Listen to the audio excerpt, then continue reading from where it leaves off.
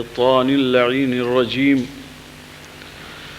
بسم الله الرحمن الرحيم. الحمد لله الذي لا يبلغ مدحته القائلون ولا يحصي نعماءه العادون ولا يؤدي حقه المجتهدون.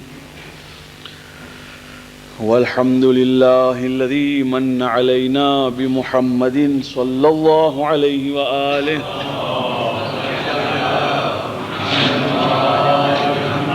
وبآله الطيبين الطاهرين المعصومين، واللعنة دائمة على أعدائهم ومبغضيهم وغاصبي حقوقهم من ليلنا هذا إلى يوم الدين. أما بعد، فقد قال الله سبحانه تبارك وتعالى في الكتاب المجيد والفرقان الحميد: بسم الله الرحمن الرحيم.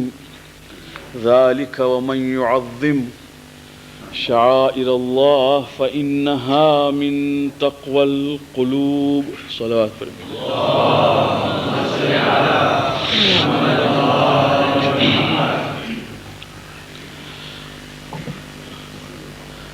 ذہن میں کوئی اور بات تھی جو میں پیش کرنا چاہتا تھا، مگر معلوم ہوا کہ انشاءاللہ کل ایک زبردست قافلہ یہاں سے کربلا معلی کی طرف جا رہا. ایک قافلے روانہ ہو چکے ہیں. خداوند کریم ان سب کی زیارت قبول فرمائے اور ان کو صحیح و سالم لے جائے اور صحیح و سالم واپس لے آئے. مگر ہر امت کے لیے ایک منسک ہے، ہر امت کے لیے ایسی جگہوں پہ پہنچنے کے ساتھ کچھ شرائط ہیں. جیسے ایک حاجی اگر حج پڑھنے کے لیے جائے اور حج کے مسائل سے واقف نہ ہو تو زبردست مصیبتوں کا شکار ہو سکتا ہے.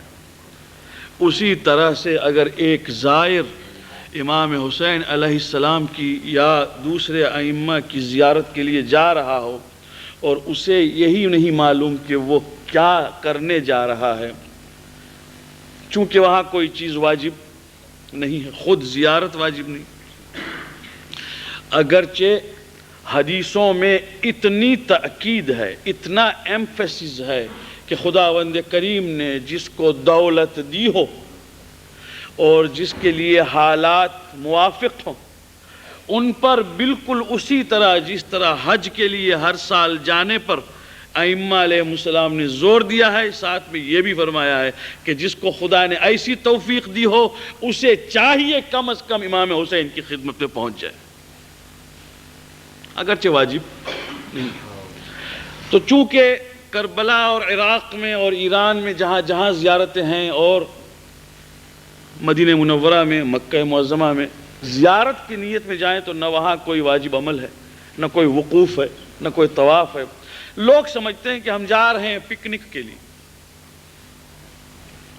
عیاذ باللہ، عراق پھرنے جا رہے ہیں، زیارت کے لیے جا رہے ہیں. شیخ عباس قمی علیہ الرحمہ نے مفاتیح الجنان میں زیارتوں کے ابواب کو شروع کرنے سے پہلے آداب زیارت لکھا ہے. پہلے لکھا ہے آداب سفر، سفر کے ایٹیکیٹس کیا ہیں، پھر لکھا ہے آداب زیارت، یعنی زیارت کے ادب کیا ہیں، پھر لکھا ہے زیارت. تو زیارت کے آداب شیخ عباس قمی نے 20 سے اوپر لکھے ہیں، مگر میں آج 10 بیان کروں گا اور اس سے پہلے ایک باتیں سن لیجئے. اعتراض ہم پر، خصوصاً اہل بیت علیہ السلام کے ماننے والوں پر یہ ہے کہ یہ قبروں کی زیارت کرتے ہیں. مر گیا ایک آدمی، اس کے بعد کیا ہے؟ آپ جائیے، آج کل مکہ معظمہ میں ہر جگہ پہ اللہ و محمد نام ہوا کرتا تھا، ہر جگہ سے محمد نام نکال دیا ہے. جی ہاں، ہر جگہ سے. ایک جگہ پہ باقی رکھا تھا باقی کوئی جگہ محمد نام ہی نکال دے سرے سے. اور اگر آپ کوشش کریں گے ذریح مبارک کو پکڑنے کی یا اس سے الصاق کی یا کچھ دعا کے لیے قریب ہوں گے تو آپ سے کہیں گے کہ مات محمد و مات کل شیء معہ ما بقی الا الحدید. مر گیا محمد اور ہر چیز مر گئی ساتھ میں، باقی کچھ نہیں رہا سوا یہ لوہے کی. آپ کیا چونتے ہیں اس کو؟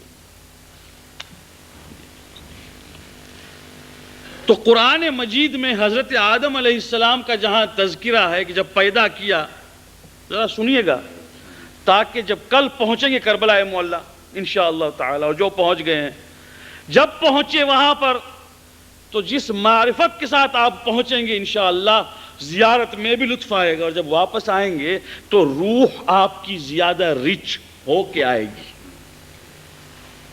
یقین سے مجھے سنیے کہ زیارت کیا ہے تو معلوم ہو کہ کیا ہے. تو جب آدم کو پیدا کیا، حضرت آدم کے پتلے کو جب پیدا کیا تو خداوند کریم نے حکم دیا کہ ملائکہ سب کے سب جب میں اس میں اپنی روح پھونکوں تو سجدے میں گر جانا. سب جانتے ہیں یہ قرآن میں ہے. وَإِذَا نَفَخْتُ فِيهِ مِن رُوحِي فَقَعُوا لَهُ سَاجِدِينَ. جب میں اپنی روح پھونکوں اس پتلے کے اندر سب کے سب سجدے میں گر پڑنا. سارے کے سارے سجدے میں گر پڑے. ایک شیطان جو تھا وہ نہیں گیا سجدے میں. اب اس کو سوال ہو رہا ہے کیوں نہیں کیا سجدہ تو نے؟ تو اس کا جواب سنیے. کوئی اور بات ہوتی تو ٹھیک ہے، اس نے خدا کے سامنے فلسفی کی ہے. کہتا ہے میں کیسے سجدہ کرتا اس کو، انا خیر منہ، میں اس سے بہتر ہوں. خلقتنی من نار وخلقتہ من طین. مجھ کو تو نے پیدا کیا ہے آگ سے اور اس کو تو نے پیدا کیا ہے مٹی سے. آگ میں چمک ہوتی ہے، آگ میں لطافت ہوتی ہے، مٹی کثیف ہے، مٹی گندگی ہے. تو نے مجھ کو پیدا کیا ہے ایک ایسی چیز سے جو لطیف ہے، لہٰذا میں اس سے بہتر ہوں. بھول گیا ایک خاص چیز شیطان کہ آگ کو بھی خدا نے پیدا کیا، مٹی کو بھی خدا نے پیدا کیا. کون سی چیز کہاں پر بہتر ہے وہ جانے جس نے کہ پیدا کیا. ایک دوسری بات یہ کہ شیطان یہ بھول گیا کہ آگ کے حوالے جو بھی کیا جلا کے خاک کر دے گا، مٹی کے حوالے جو بھی کیا وہ اگا کے دے دے گا. بھول گیا. تو دنیا میں ہر ایک کی ایک خوبی ہے اپنی جگہ پر، مگر میں یہ کہنا چاہتا ہوں کہ دیکھیے میرے دوستو، اس میں شیطانی وے آف تھنکنگ ظاہر ہے. شیطان یہ دیکھتا ہے کہ چیز کس سے بنی ہے، اور رحمان یہ دیکھے کہ کس کی طرف نسبت ہے. رحمان دیکھے نسبت کس طرف ہے اور شیطان دیکھے کہ بنا کس سے ہے. اور کوئی آ کے کہتا کہ یہ تو لکڑے کا علم ہے. ہم جانتے ہیں لکڑے کا ہے بھائی، ہم جانتے ہیں کپڑے کا ہے. اس کی ہم نے اگر قدر و قیمت کی اس لیے کہ اس کی نسبت کربلا کی طرف ہے. ہم جانتے ہیں کہ یہ ممبر وہ نہیں جس پر رسول بیٹھے، ہم جانتے ہیں، مگر نسبت کہاں ہے؟ تو جو مٹیریل کو دیکھتا ہے اس کی نظر شیطانی ہے، اور جو نسبت کو دیکھتا ہے اس کی نظر رحمانی. آپ سمجھ رہے ہیں میں کیا کہہ رہا ہوں؟ تو ہم ذریح پیغمبر کے چار طرف وہ جو پنجرہ بنا ہوا ہے اس کو نہیں دیکھتے. ہم دیکھتے ہیں کہ اس قبر میں سونے والا کون ہے. ہمارے ایک بہت زبردست عالم گزرے ہیں، شیخ محمد ابن یعقوب کلینی، جن کی مشہور کتاب ہے اصول کافی، فروع کافی، روضۃ الکافی. کافی کی 3 کتاب.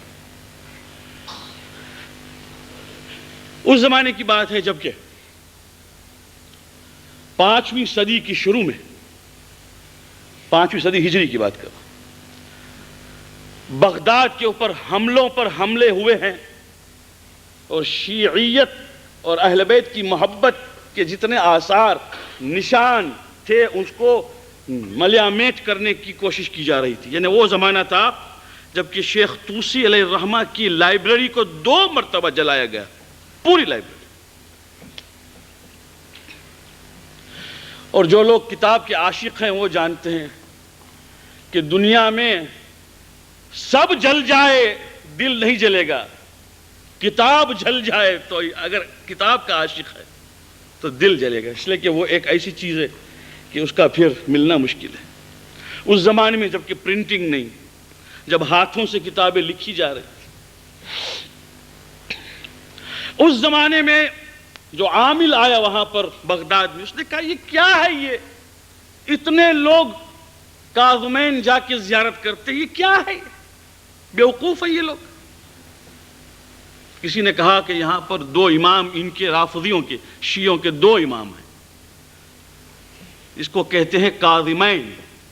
کاظمین 2 کاظم، ایک ہمارے 7ویں امام اور ایک ہمارے 9ویں امام، اس کو جوادین بھی کہتے ہیں. تو کاظمین 2 کاظم، جوادین 2 جواد، ٹھیک ہے. تو کہنے لگے یہ بیوقوف ہے، مر گئے ختم ہو گئے، اب کیا ہے. کسی نے کہا کہ یہ شیعوں کے امام ہے. شیعوں کا عقیدہ یہ ہے کہ ان کا امام نہیں مرتا، ظاہراً مر جاتا ہے مگر باطن میں وہ رہتے ہیں، اور ان کا جسم بھی سلامت. تو ان کا قبر کھودو، بادشاہ کا حکم ہوا کہ اس کی قبر کھولو. اگر ان کا امام ویسا کا ویسا دکھائی دیا جیسے کہ وہ کلیم کرتے ہیں تو ہم خود حکم دیں گے کہ اس کی زیارت کرو. تو اب کیا ہو، اب وزیر جو تھا، خداوند کریم قرآن میں فرماتا ہے وَلِلَّهِ الْحُجَّةُ الْبَالِغَةُ، اللہ اپنی حجت ایسی رکھتا ہے کہ وہ پہنچ جائے. وزیر شیعہ تھا مگر چھپایا. اس نے سوچا کہ یہ اب امام کی قبر کی حرمت، اس کو یقین تو تھا کہ 7ویں امام کی اگر وہ قبر کھولے گا تو یقیناً مولا وہی ہیں، مگر یہ قبر کی ہو جائے گی بے حرمتی. اور ایک بادشاہ نے ایک قبر کھولا تو دوسرے بہت سے دشمن ہیں وہ ایک کے بعد دیگر قبروں کو کھولنے لگیں گے. تو اس نے آہستہ سے کہا کہ ان کا ایک عالم بھی ہے جن کو یہ بہت مانتے ہیں اور ان کی بھی زیارت کرتے ہیں، اور یہ تو اپنے مجتہد کو بھی عالم اتنا زبردست مانتے ہیں کہ ان کی قبر میں بھی ان کا جسم سڑتا نہیں، یہی بغداد میں ہے. آپ کیوں ایسا نہیں کرتے کہ ایک ٹیسٹ کیس کے طور پر ان کی قبر پہلے کھولیں، اگر یہ قبر کھل گئی تو سمجھ لیجیے گا ان کا امام بھی ہے. یعنی to adapt a lesser evil, اور کوئی بات نہیں تھی. قبر کسی کا بھی نہیں کھول سکتے، کسی کی بھی قبر نہیں کھول سکتے. کہا وہ کہاں ہے؟ کہا یہ یعقوب کلینی. جو لوگ جائیں گے انشاءاللہ بغداد، اگر موقع ملے تو ان کو چاہیے کہ کلینی کی زیارت کو بھی جائیں، وہی بغداد میں ہے بھائی، دور نہیں. چنانچہ محمد ابن یعقوب کلینی کی قبر کھولی گئی.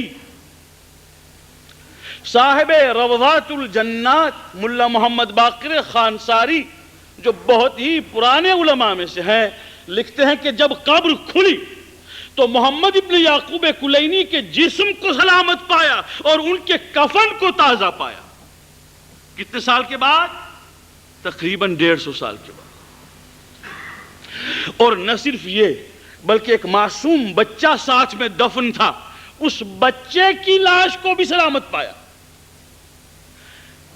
تو بادشاہ نے کہا یہ بچہ کون ہوا؟ کہا کہ بھئی بچے کی ہمیں کوئی خبر نہیں، ممکن ہے کہ خاندان کا کوئی بچہ دفن ہوا، مگر یہ ہے محمد ابن یعقوب کلینی کہ جن کی لاش ابھی تک سلامت ہے. آپ بتائیے ان کے امام کے لیے کیا کہتے ہیں؟ تو بادشاہ نے کہا بھئی جن کا عالم سلامت ہے تو ان کا امام یقیناً سلامت ہے. یہ تو اب یہ تھنکنگ دیکھیے. ارباب اہل سنت اور تشیع، شیعہ اور سنی سب لکھتے ہیں کہ ایک مرتبہ حجر اسود جو خانہ کعبہ کے اندر ہے نا پتھر، اس کو کہتے ہیں حجر اسود. حجر یعنی پتھر، اسود یعنی کالا. حجر اسود کالا پتھر جو وہاں نصب ہے خانہ کعبہ میں، جس کو سب چومتے ہیں، وہابی بھی چومتا ہے. یہاں تو کوئی نہیں کہتا کہ بدعت ہے کیونکہ پیغمبر خود چومتے تھے. تو اس کو دیکھ کے حضرت عمر نے کہا تھا ایک دن، یہ میں سنی شیعہ دونوں کی روایت پڑھتا ہوں، اس میں کوئی اختلاف نہیں، حضرت عمر نے یہ کہا، اے پتھر، اگر میں نے نہ دیکھا ہوتا کہ پیغمبر تجھے چومتے ہیں تو ہرگز تجھ کو نہ چومتا، اس لیے کہ تو پتھر ہی پتھر ہے. یہ کہا تھا حضرت عمر نے. پیچھے سے امام علی سن رہے تھے، اور کہا عمر ذرا خیال رکھ کے بول، یہ وہ چیز نہیں جو تو سمجھا ہے، ارے جس نے اس کو بوسہ دیا اس میں ریکارڈڈ ہے، قیامت کے دن یہ گواہی دے گا پتھر کتنے مومن نے چوما اور کتنے منافق نے چوما. تو سمجھتا کہ یہ پتھر رسول اللہ کس لیے چومتے تھے؟ کیا پتھر رسول اللہ کے گھر کا پتھر تھا؟ تو یہ شعائر اللہ جو میں نے آیت پڑھی، ذالک ومن یعظم شعائر اللہ، یاد رکھیں کہ وہ جو اللہ کی نشانیوں کی حرمت کرتے ہیں اور عظمت کرتے ہیں، فإنہا من تقوی القلوب، وہ ظاہری تقوی نہیں ہے بلکہ وہ دل کا تقوی ہے. شعائر کس کو کہتے ہیں؟ جو چیز اللہ یاد دلائے. جو بھی مسجد کی کیوں حرمت ہے؟ مسجد لندن میں بنی ہے، مسجد پیرس میں بنی ہے، مسجد آلمان میں بنی ہے، مسجد مکہ معظمہ میں بنی، مسجد افریقہ کے گوشے میں بنی ہے، مسجد پاک و ہند میں بنی، جہاں بھی بنی ہے کیوں محترم ہے؟ صرف اس لیے کہ شعائر اللہ میں سے ہے، اللہ یاد دلاتا ہے. عالم کے چہرے کو دیکھنا عبادت ہے. کیوں؟ اس لیے کہ اگر عالم کو دیکھا تو خدا یاد آتا ہے. بھئی اگر کوئی مجتہد یہاں آ جائے ہمارے پاس، ان کے چہرے کو دیکھ کر ہمیں کیا یاد آئے گا؟ خدا، دین. تو اسی لیے عبادت کہا ہے. بھائی یہ آپ سمجھ رہے ہیں؟ تو یہ شعائر اللہ میں سے ہے. اور عجیب چیز ہے قرآن مجید میں، سورہ حج میں 36ویں آیت، وَالْبُدْنَ جَعَلْنَا مِنْ شَعَائِرِ اللَّهِ، اور وہ اونٹ، بدنا عربی میں کہتے ہیں اس قربانی کے جانور کو جس کو کھا پلا کے موٹا کیا گیا، اس کو کہتے ہیں بدنا. السمین، جس کے اندر کچھ گھی بھر گیا ہو، چربی بھر گئی ہو، کھلا کھلا کے، اس کو کہتے ہیں بدنا. تو وہ موٹا اونٹ جس کو کھلایا گیا ہو قربانی کے لیے، وہ بھی شاعر اللہ میں سے ہے. تو جناب اونٹ اللہ کی نشانی کیا ہے؟ اس کی حرمت کرو. بات یہ ہے کہ قربانی کے لیے آیا تو اللہ کی نشانی بن گیا، باہر پھرتا تھا تو اللہ کی نشانی نہیں تھا. یاد رکھتے، نسبت کام کرتی ہے. ٹھیک ہے؟ اب آپ جائیں گے تو کیا کرنے جا رہے ہیں؟ وہاں پر ایک زیارت ہے، کاش کہ معلوم ہوتا ہمیں کہ ہم کیا کہیں گے وہاں. اس کو کہتے ہیں زیارت جامعہ کبیرہ، جو ہر امام کے لیے اور ہر معصوم. السلام علیکم یا اہل بیت النبوہ وموضع الرسالہ ومختلف الملائکہ ومہبط الوحی ومعدن الحکمہ واصول الکرم واولیاء النعم. سلام ہو آپ پر اے وہ گھرانہ جو نبوت کا گھرانہ، سلام ہو آپ پر وہ جگہ جو رسالت کی جگہ، سلام ہو آپ پر جو حکمت الہی اور اسرار الہی کی معدن ہے، مائنز ہیں، کان ہے، جوہر، خزانہ. سلام ہو آپ پر جن کے گھروں میں ملائکہ آتے جاتے تھے. سلام ہو آپ پر جن پر خدا کی طرف سے وحی اترتی تھی. کس کو کہہ رہے ہیں؟ پیغمبر کو نہیں، امام موسیٰ بن جعفر کو، امام حسن عسکری کو، امام حسین کو. مہبط الوحی، وحی آپ کے ہاں اترتی تھی، ملائکہ آپ کے ہاں آتے. مختلف الملائکہ، آپ ہیں اصول الکرم، کرم اور بزرگی کی جڑ آپ ہیں. اولیاء النعم، ساری نعمتوں کے ولی نعمت آپ. اب سمجھ میں آیا کہ کیوں 2 رکعت نماز پڑھتے ہیں زیارت کے بعد؟ اسی لیے پڑھتے ہیں کہ اتنے اوصاف اور اتنے گن اور اتنی تعریف کرنے کے بعد کہیں پر کوئی یہ نہ سمجھ لے کہ یہ خدا ہیں. خدا ہمارا خدا ہے، یہ خدا کے بندے ہیں. مگر جن کے بندے ایسے ہوں اس کی قوم کیسی ہونی چاہیے بتائیے آپ؟ کہاں جا رہے ہیں آپ؟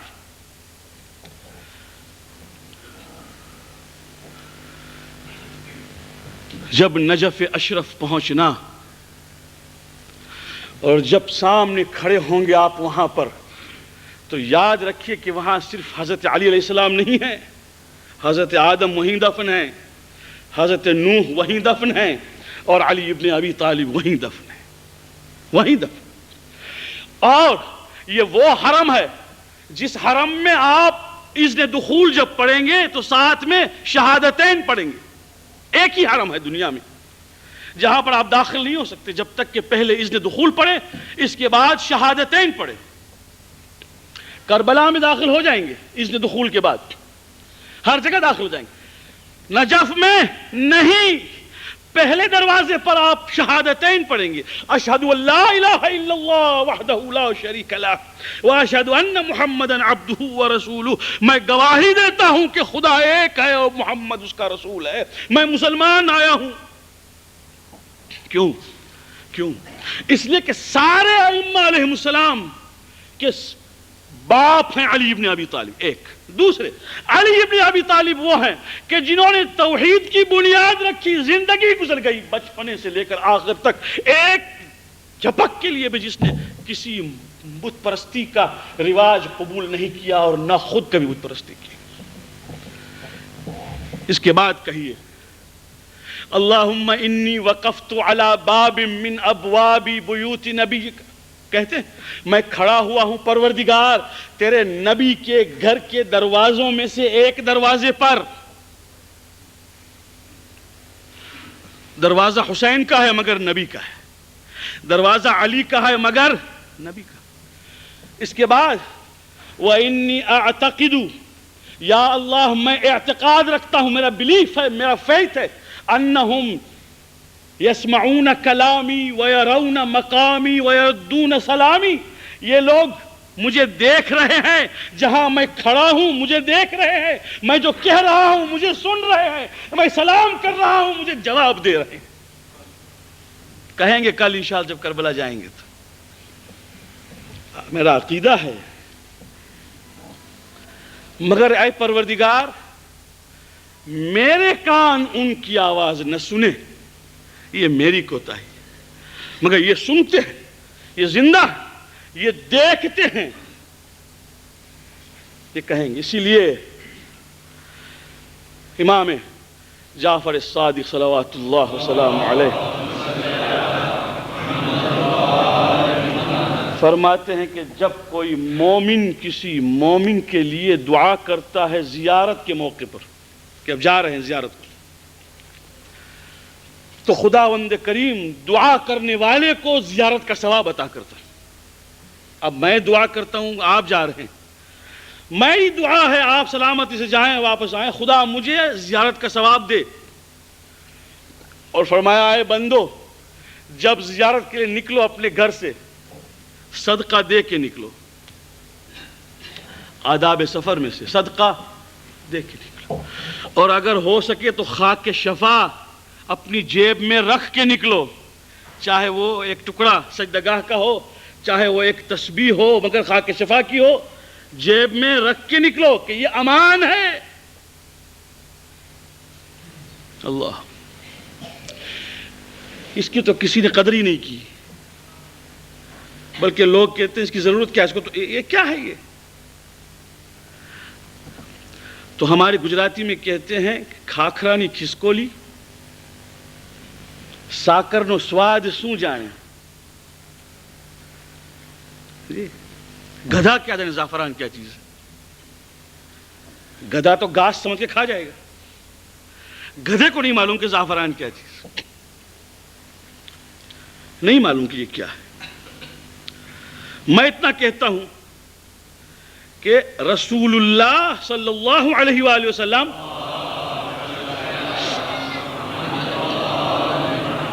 جب مسجد نبوی میں سجدہ کرنے کے لیے آتے تھے نماز کے لیے تو چٹائی ہٹا دیتے تھے، چٹائی ہوتی تھی، ہٹاتے تھے. اور فلور تو کنکریٹ کا نہیں تھا، فلور تھا کچا. فلور پر خاک ہوتی تھی، اس خاک کو جمع کرتے تھے یوں ہاتھ سے، تاکہ ایک تھوڑا سا چھوٹا سا ٹیلا بن جائے، اونچائی ہو جائے، ذرا ایک کلیکشن ہو جائے. اس کے بعد اس پر سجدہ فرماتے تھے اور کہتے تھے خدا پسند کرتا ہے کہ سجدہ کرنے والا خاک پر سجدہ کرے. یہ تمام کتابوں میں، صحیح بخاری نے اس کو 3 جگہ پر لکھا، اور لکھا کہ کبھی یہ نہیں ہوا کہ رسول نماز پڑھ کے نکلے ہوں اور پیشانی پر خاک کی نشان نہ ہو. کبھی نہیں ہوا.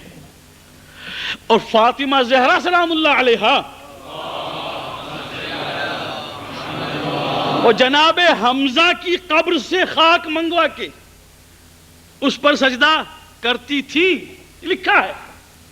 اور ہمارا قصور یہ ہے کہ ہم مٹی پہ سجدہ کرنا چاہتے ہیں. اگر آپ لندن کی مٹی پہ سجدہ کریں تو بھی ہمیں کوئی اعتراض نہیں ہے، مگر چٹائی اور قالین پر تو آغا خوئی نے اجازت نہیں دی ہے، مجبوری میں اجازت دی ہے. کون سی مجبوری ہے کہ قالین پر سجدہ ہو رہا ہے؟ مگر وہ قالین جو لوگوں کے قدموں کے نیچے ہو، وہ قالین جس پہ کہاں کس نے پیشاب کر کے بیٹھنا چاہا ہے، اس قالین پہ سجدہ کرنا گوارا ہے. حسین ابن علی کی کیا دشمنی ہے کہ اس کی خاک کے پر سجدہ کرنا گوارا نہیں؟ شیخ علی اکبر نہاوندی لکھتے ہیں کہ ایک مرتبہ ایک شخص آیا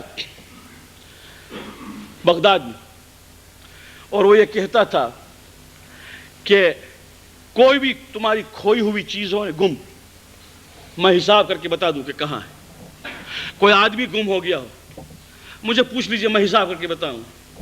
کوئی راز کی چیز ہو، بتاؤ، پوچھو، میں غیب جانتا ہوں، میں علم میرے پاس ہے. تو لوگ، آپ جانتے ہیں ایسے آدمیوں کو تو بہت ڈھونڈتے ہیں لوگ کہ جو کل کی کہہ دے، 1 گھنٹے بعد کی کہہ دے. تو اس کے پاس پہنچے تو یہ حساب کر کے بتاتا تھا، بھئی یہ ہے وہ ہے. آپ کی انگوٹھی گم ہو گئی، بہت قیمتی، تو کہاں ہے، ملے گی نہیں ملے گی، فلاں فلاں وغیرہ.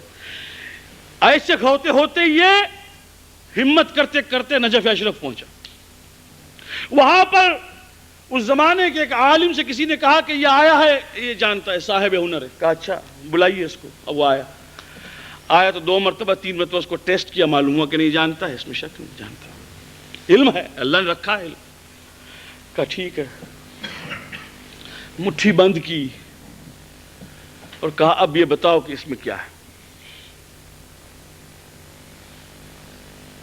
اب وہ حساب کر رہا ہے اور پسینہ بہ رہا ہے، حساب کر رہا ہے اور پسینہ بہ رہا ہے. تو عالم نے کہا بہت سادہ چیز پوچھی ہے میں نے، اس سامنے کی مٹھی میں کیا ہے بھائی؟ تو کہتا میں جانتا ہوں کیا ہے. اس نے کہا میں جانتا ہوں کیا ہے، مگر میں یہ سمجھ نہیں سکا کہ آپ کے ہاتھ میں آئی کیسے یہ چیز. پسینہ اس لیے بہ رہا ہے کہ اس دنیا میں اس چیز کا ہونا مشکل ہے. یہ جنت کی خاک ہے آپ کے ہاتھ میں آئی کا، جو کھویا تو کربلا کی خاک.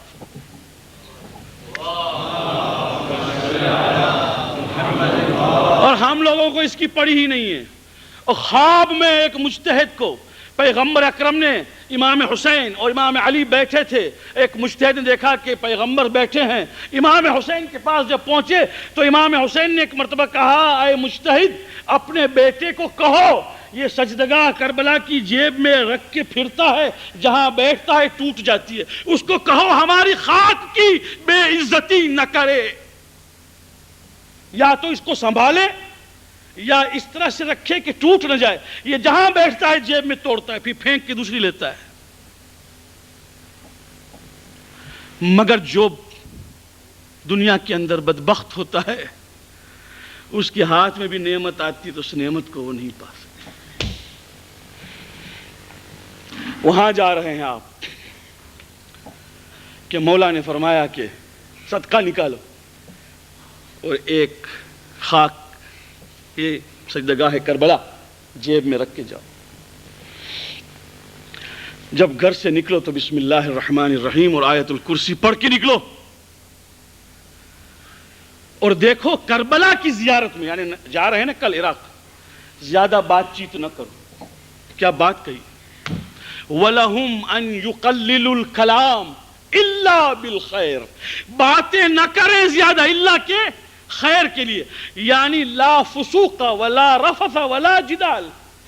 جس طرح حج میں لڑنا نہیں، جھگڑنا نہیں، فسق و فجور نہیں، آپس میں تکرار نہیں، ویسے زیارت میں خاموش رہو، جو ہونا ہے ہو جائے گا، کچھ دن کے اندر برداشت کرو، مگر جھگڑا نہ کرو اور گالیاں مت بکو اور بیکار یوزلیس ٹاکس نہ کرو. جب باتیں کرنے کا دل ہو، پیغمبر نے فرمایا اور ائمہ علیہ السلام نے فرمایا، جب ہمارے گھروں کی طرف آؤ، جب بات کرنے کا دل ہو، اطروا افواہکم بصلوات علی محمد و آل محمد، اپنے منہ کو خوشبو سے معطر کر دو. کون سی خوشبو؟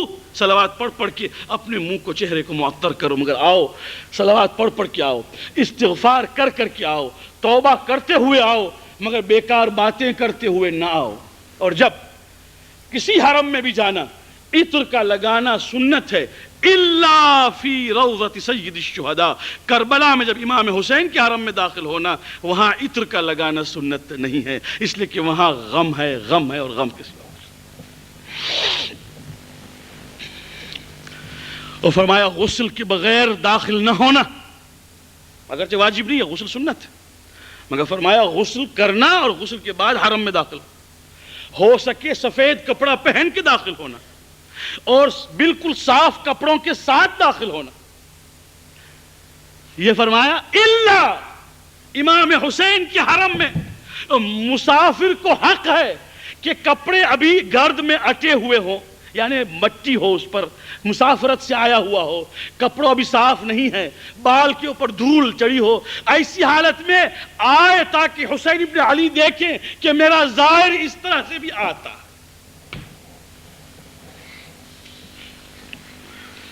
اور جب کھڑے رہنا وہاں پر میرے دوستو، تو چونکہ میں گیا ہوں اور جو لوگ گئے ہیں خداوند کریم ان کو بار بار لے جائے، ہمیں بھی نصیب ہو، اور جو نہیں گئے ہیں انشاءاللہ وہ جائیں گے. لوگ آتے ہیں وہاں پر، افسوس کی بات، ادب یوں کر کے بیٹھ جاتے ہیں اور دیکھتے ہیں گلاس کی کتنا کام ہوا ہے، ٹائلز کتنی اچھی ہیں، کاشی کاری دیکھتے ہیں، زیارت نہیں پڑھتے، زیارت نہیں پڑھتے. اس بچے کو ذرا سنبھالو بھائی، زیارت نہیں پڑھتے. کیا کرتے ہیں؟ دیکھتے ہیں ادھر ادھر. وہ جو زیارت پڑھانے والا ہے، معلم، وہ پڑھاتا ہے زیارت. تو میں یہ کہتا ہوں کہ کیا کرنے آئے ہو بھائی؟ اپنے امام سے گفتگو بھی نہیں کر سکتے، اتنا بھی نہیں کہہ سکتے انگریزی میں، گجراتی میں، اردو میں، سندھی میں، کچھی میں، پنجابی میں، اتنا بھی نہیں کہہ سکتے کہ یا حسین ابن علی، یا مولا علی، آپ پر میرا سلام ہو، اتنا بھی نہیں کہہ سکتے. بس بیٹھے ادھر دیکھتے ادھر دیکھتے. اس میں شک نہیں ہے کہ مولا بہت کریم ہیں، ان کے گھر پہ جو بھی آتا ہے ان کو وہ اپنا مہمان کر لیتے ہیں، مگر ہماری معرفت کیا ہے؟ جب وہاں پہنچو تو انگریزی میں ترجمہ پڑھ کے سلام پڑھو، اگر عربی پڑھنا نہیں جانتے پڑھو.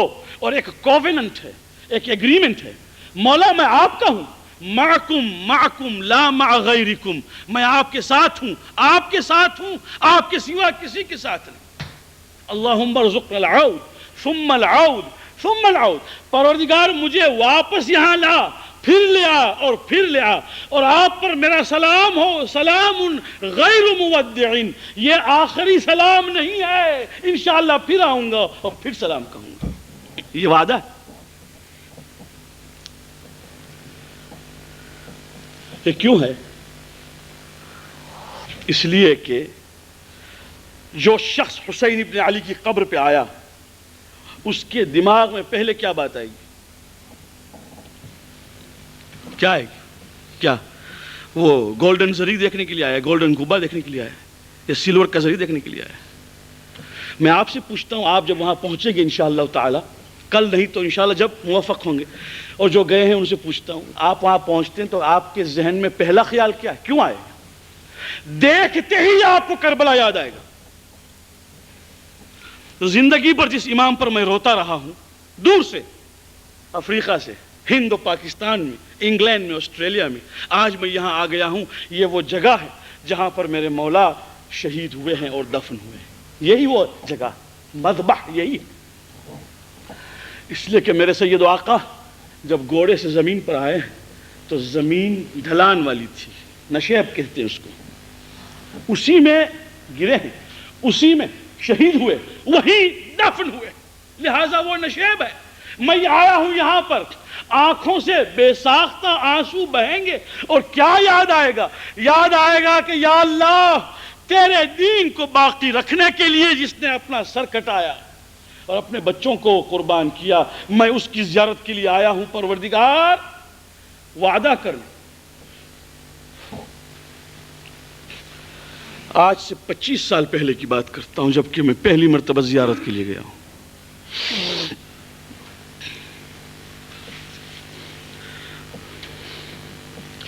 ایک آدمی میرے ساتھ تھا، اس کا نام لینے کی ضرورت نہیں، وہ ابھی تک زندہ بھی ہے۔ وہ کہتا تھا خود مجھ سے کہ ملا صاحب، میں تو آیا تھا یوں ہی دیکھنے کے لیے کیا ہوتا ہے۔ لوگ کہتے ہیں زیارت زیارت، نہ میں کبھی نماز پڑھتا تھا، نماز صبح تو بڑی دور کی بات ہے، ظہر اثر، اب ظاہر ہے جو جاگتے جاگتے نماز نہیں پڑھتا وہ سو کے کیا اٹھے گا۔ مغرب و عشاء بھی نہیں، کبھی کبھی اگر پہنچ گیا مسجد میں تو پڑھ لیتا تھا۔ اور خدا مجھے معاف کرے کہ میری عادت تھی کہ نشہ بھی کرتا تھا، یعنی شراب بھی پیتا تھا۔ مگر جب میں آیا ہوں، اب خود کہتا ہے، اور اسی سفر میں اکیلا گیا، اس نے سب سے کہا مجھے جانا ہے اکیلا، آپ میرے ساتھ نہ آئیے۔ ہم نے کہا ٹھیک ہے بھائی، لوگ تو جاتے ہیں، ہم آپ کے ساتھ رہیں گے نہیں، مگر ہم بھی ہوں گے حرم میں۔ کہنے لگے ٹھیک ہے، مگر آپ مجھے مجبور نہ کیجئے کہ میں زیارت آپ کے ساتھ پڑھوں۔ ٹھیک ہے، ہر ایک بندہ آزاد ہے۔ چنانچہ یہ کھڑا ہوا حرم کے سامنے، آنکھیں بند کر کے، آدھ گھنٹے تک آنکھوں سے آنسو جاری ہے، کچھ پڑھتا نہیں ہے، بس کھڑا ہے۔ جب گھر پہ آئے اس نے کہا کہ اس قبر مبارک سے گویا کوئی مجھے کہہ رہا تھا کہ اے فلاں، تو آیا ہے، نزدیک آ، نزدیک آ، تجھے میں جنت لے جاؤں۔ اس راستے پر چل جس راستے پر میرے نانا نے اس دین کو پھیلایا ہے، اس راستے پر چل جہاں پر حسین ابن علی نے اپنے معصوم بچے کے خون کو اپنے چلو میں بھر کے اپنے داڑھی سے ملا ہے۔ تو میں یہ کہہ کے آیا ہوں میرے آقا کو، فرمایا، وہ خود کہتے کہ میرے آقا حسین، یہ میرا کووننٹ ہے، اب اس منہ کے اندر شراب کا ایک قطرہ نہیں جائے گا، اور جہاں تک ممکن ہوگا نماز میری قضا نہیں ہوگی۔ یہ کووننٹ ہو کر کے آیا، آج تک وہ زندہ ہے۔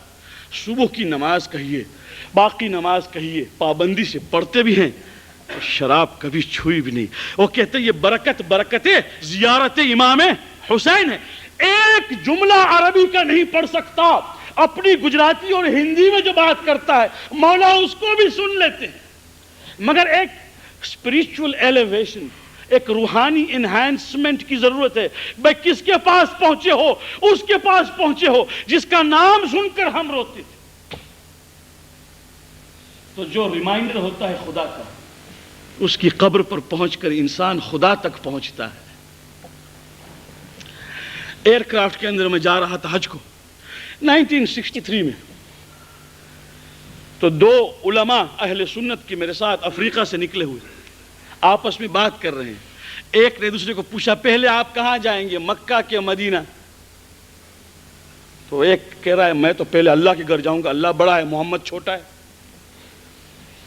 محمد تو انسان ہے، مدینہ بعد میں جاؤں گا، میں پہلے اللہ کے ہاں جاؤں گا، مکے میں۔ تو دوسرے کو پھر پوچھا اس نے کہ تو کہاں جائے گا؟ اس نے کہا میں تو پہلے مدینہ رسول میں جاؤں گا۔ اب وہ کہہ رہا ہے آپ کو اتنی خبر نہیں کہ اللہ پہلے اللہ، تو جواب سنیے، اس نے کہا میاں جس اللہ کو اللہ تو نے سمجھا ہے وہ مجھے سمجھایا محمد نے، تو پہلے جا کے اس کے آستانے پہ کہوں کہ تیرا شکریہ کہ تو نے مجھے سمجھایا، اگر تو نہ ہوتا تو میں کیا جانتا کہ اللہ کیا ہے اور خدا کیا ہے کہ حقیقت یہ ہے میرے دوستو کہ لوگ اگر کربلا معلیٰ اور رجف اشرف اپنی عقیدت کے ساتھ اور اپنی معرفت کے ساتھ جائیں تو جس طرح سے بھی جائیں، مگر جب واپس آئیں گے تو there will be a changed people، بدل جاتے ہیں۔ اور ایک شرط امام فرماتے ہیں یہ ہے کہ عورتیں جب جائیں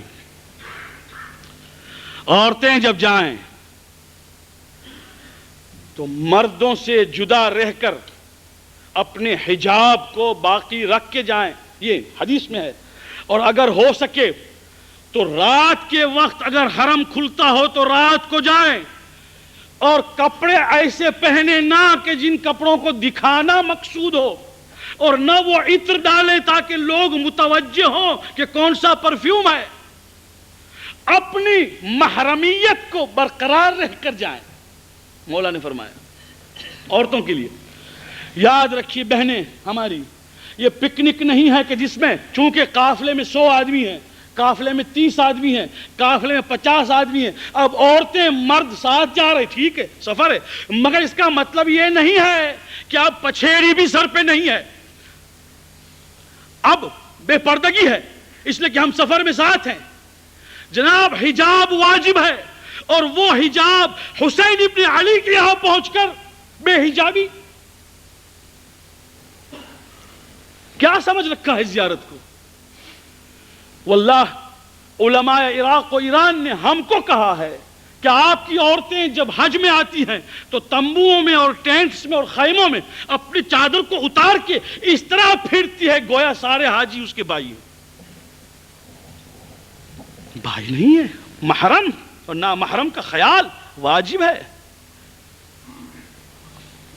اور جو عورتیں حجاب نہیں پہنتی وہ جب حرم میں جاتی ہیں تو حجاب پہنتی ہیں، اور واپس گھر آتی تو کیا کرتی ہیں؟ اتار دیتی ہیں۔ اس کا مطلب یہ ہوئے کہ کورے گئے تھے، کورے واپس آئے۔ اگر سمجھ کے واپس آئے ہوں تو زندگی بدل جائے میرے دوستو۔ اسی واسطے ہمیشہ دشمنوں نے کوشش کی کہ ان کی قبر تک کوئی نہ جائے۔ دشمن ہمیشہ کوشش، بنی امیہ کوشش کرتے تھے، بنو عباس بھی، ان کی قبر تک کوئی نہ جائے۔ کیوں؟ اس لیے کہ جاتے ہیں تو بدلتے ہیں، واپس آتے ہیں تو ان کی فکر الگ ہے۔ اس فکر کو بدلنے کے لیے زیارت ہے، ورنہ زیارت کا کوئی فائدہ نہیں۔ اب سنیے، بنو عباس میں متوکل نے حکم دیا تھا کہ کوئی زیارت کے لیے نہ جائے۔ کیوں؟ شیخ عباس قم علیہ الرحمہ لکھتے ہیں کہ عید کا موقع آیا، کوئی عید فطر نہیں، کوئی عید کا موقع، خوشی کا موقع، متوکل کے دربار میں کچھ ناچنے والی عورتیں، گانے والی عورتیں اس دن حاضر نہیں تھیں، تو متوکل نے کہا یہ ناچنے والیاں گانے والیاں کہاں گئیں؟ تو کسی نے کہا کہ آپ کو نہیں معلوم فلاں مخصوصی ہے کربلا میں، یہ لوگ کربلا گئے۔ تو اس نے جواب میں کہا کہ ایسے گنہگار بھی کربلا کیا جاتے کرنے کے لیے؟ ایسے گنہگار کہ جن کا کام ہی ناچنا اور گانا ہے، ان کو کربلا جائیں گے کیا کرنا ہے؟ تو کسی نے جواب میں کہا کہ حضور کربلا جائے گا کون، گنہگار ہی جائے گا نہیں، یہ جاتے ہیں شاید وہاں سے واپس آ کر ان کی ہدایت ہو جائے۔ کہ لگے نہیں، یہ اب معلوم ہوتا ہے کہ بہت ہوگی اب تو، جب ایسے لوگ بھی کربلا جائیں گے تو ایک زمانہ ایسا آئے گا کہ کیا ہوگا۔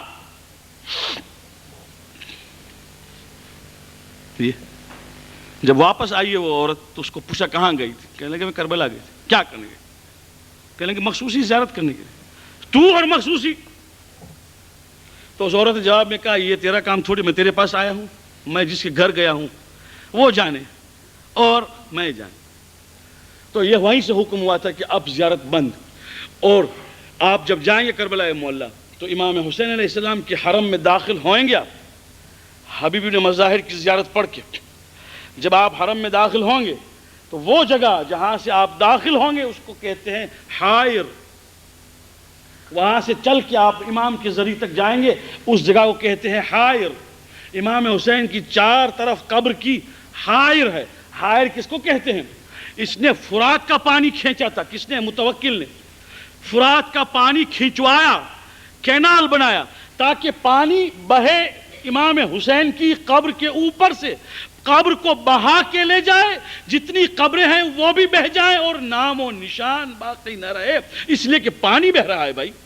چنانچہ وہ کینال کھودا گیا اور کھودتے کھودتے جب یہاں پر گھوڑے پہنچے, گھوڑا کھینچ رہا ہے نا, چار گھوڑے ہیں, ہل جوتا گیا ہے, ہل سے زمین کھودی جا رہی ہے اور پانی آ رہا ہے. پرانا زمانہ ہے بھائی, ٹریکٹروں کا زمانہ نہیں ہے.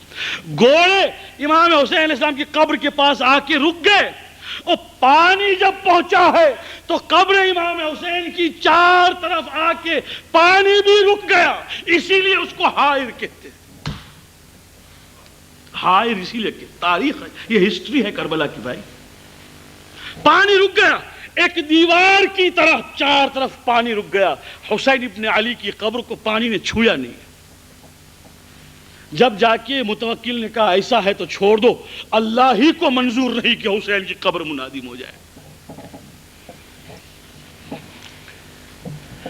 یہ وہ ہے قبر, یہ وہ ہے حرم مبارک جس کے قبے کے نیچے دعا قبول ہوتی ہے. میرے دوستو, جب جانا وہاں پر, جب جانا تو حرم کے ساتھ کھڑے رہ کر ذریح کے قبے کے نیچے دعا کرنا, ہمارے لیے بھی دعا کرنا, ان سارے مومنین کے لیے دعا کرنا, اپنے لیے بھی دعا کرنا, اپنی بھی خیر اور ہماری بھی خیر طلب کرنا کہ وہاں سے کسی کی دعا رد نہیں ہوتی. بہت کچھ کہنا ہے مگر اب وقت نہیں. بہت کچھ کہنا ہے میرے دوستو, اس لیے کہ کاش معلوم ہو کہ ہم کہاں جا رہے ہیں. کہاں جائیں گے آپ؟ کاظمین دو امام, کربلا معلی امام حسین, نجف اشرف امام علی, سامرہ امام حسن عسکری امام علی النقی دو, اور اس کے بعد حضرت حجت سلام اللہ علیہ کی مقام غیبت. بس نہیں, بہت سی جگہ ہیں. مسجد براثہ جائیں گے, چار نواب میں سے کم از کم ایک نائب امام علیہ السلام کی زیارت کے لیے جائیے, حسین ابن رو جو بغداد میں ہے. سلمان پاک جائیے, سلمان فارسی کی قبر پہ جہاں پر حذیفہ یمان اور عبداللہ انصاری کی بھی قبر, جائیے وہاں پر. سید محمد سامرہ کے قریب بلد میں, وہاں جائیے. مسجد کوفہ جائیے اور اس محراب کی زیارت کیجئے جس محراب میں علی ابن ابی طالب کے سر مبارک پہ تلوار لگی. مسجد سہلہ جائیے جس سہلہ میں ہر بدھ کی رات کو امام زمانہ تشریف لاتے ہیں. اور جہاں جائیے یہ سمجھ کے جائیے کہ آقا میں آیا ہوں, یا اللہ میں آیا ہوں, اس مقام پر آیا ہوں جہاں پر میں اپنے گناہوں سے توبہ کرتا ہوں اور میری زندگی کو بدلنا چاہتا ہوں. پھر دیکھیے کیا ہوتا ہے.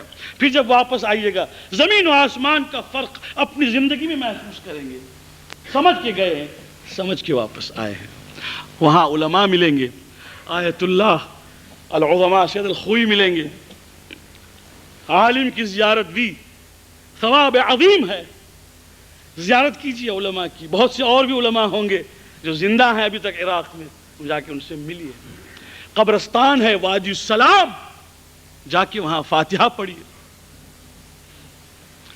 با معرفت جائیے. 1931 میں 1931 کے اندر بادشاہ عراق کو, اس سنچری کی بات کر رہا ہوں, خواب میں حذیفہ ابن یمان آئے اور کہا اے فیصل ہماری قبر کے اندر پانی آ رہا ہے, ہم کو یہاں سے ہٹا.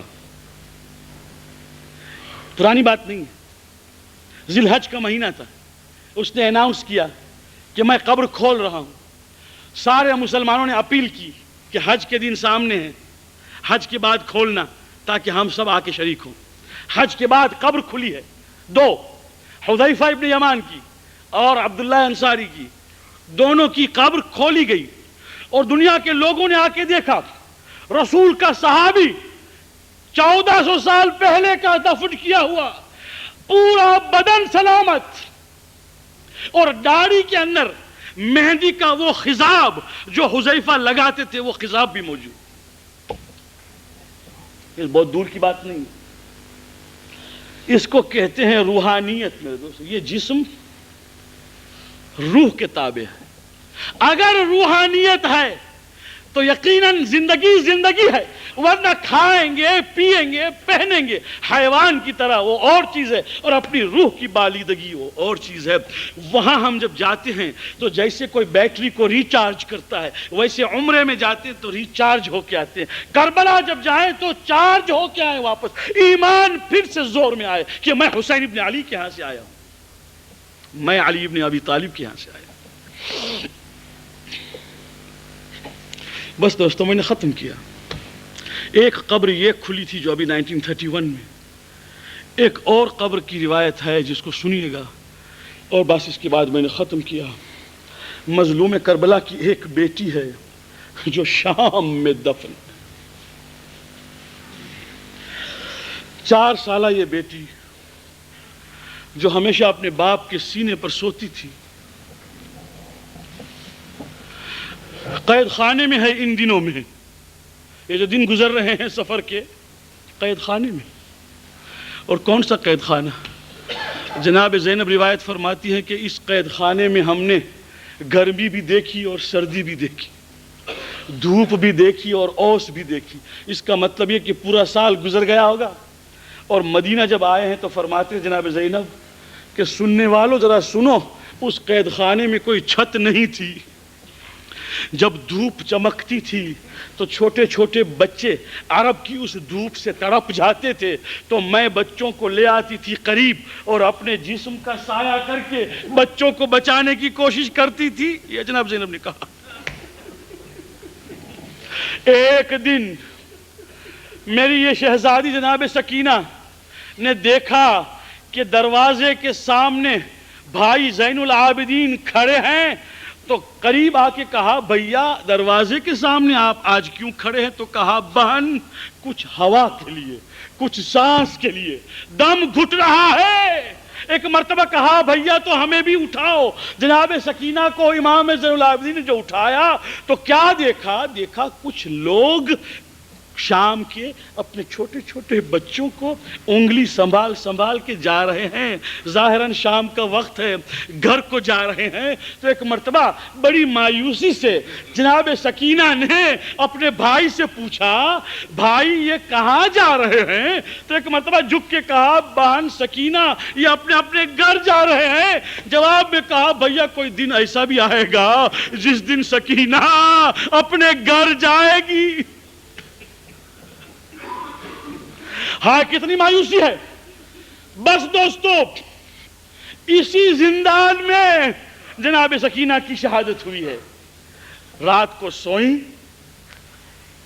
جناب امام حسین کو خواب میں دیکھا، مولا حسین نے کہا بیٹی اب اپنے غم کی کہانی نہ سنا، اب تو قریب ہمارے ساتھ آنے والی ہے، ہمارے پاس آنے والی، اب نہ کہنا کہ شمر نے تماچے مارے، سکینہ اب نہ کہنا گوشوارے چھین لیے گئے۔ ایک مرتبہ جناب سکینہ اٹھی، اٹھ کے کہا بابا، اور ایک مرتبہ جناب زینب نے کہا بیٹی کسے یاد کر رہی ہو؟ اور بیٹی کہہ رہی یہی کہیں میرے بابا موجود تھے جو مجھے ابھی کہہ رہے تھے سکینہ بیٹی اب آ رہی ہو۔ بیٹی یہ خواب ہے۔ اتنا روئی کہ ارباب مقاتل لکھتے ہیں کہ رونے کی آواز یزید کے گھر تک پہنچی۔ یزید نے کہا یہ کون رو رہا؟ کسی نے کہا کہ حسین کی بیٹی نے حسین کو خواب میں دیکھا ہے اس لیے۔ بس دشمنی کی حد ہے، دشمنی کی حد ہے۔ کہا کہ اس کے باپ کا کٹا ہوا سر جو ہے وہ بھیج دو۔ چنانچہ وہ کٹا ہوا سر حسین ابن علی کا زندان میں لایا گیا ہے۔ کیا کسی یتیم کے دل کو بہلانے کا یہ طریقہ ہے؟ باپ کا سر جب آیا ہے بیبیاں احترام کے لیے کھڑی ہوئی، اور جب جناب سکینہ کے ہاتھ میں وہ باپ کا سر دیا گیا ہے، ایک مرتبہ منہ پہ منہ رکھ کے بیٹی جو سو گئی تو پھر نہ اٹھی، جب زینب نے شانہ ہلایا ہے تو اس وقت معلوم ہوا کہ سکینہ چلی گئی دنیا سے۔ بس دوستوں میں نے ختم کیا۔ سید مرتضی علم الہدی شیخ مفید علیہ الرحمہ کے شاگرد لکھتے ہیں کہ میں نے خواب میں ایک مرتبہ دیکھا کہ جناب سکینہ تشریف لائیں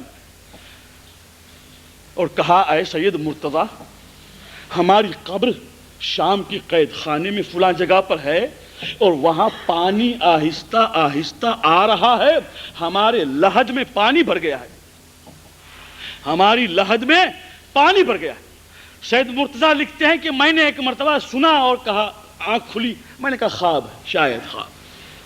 دوسرے دن پھر سویا، پھر آئی، کہا سید کیا میں نے نہیں کہا تھا کہ میرے لحد میں پانی آ رہا ہے، ذرا پانی صاف کرو اور ہمیں وہاں سے ہٹا دو۔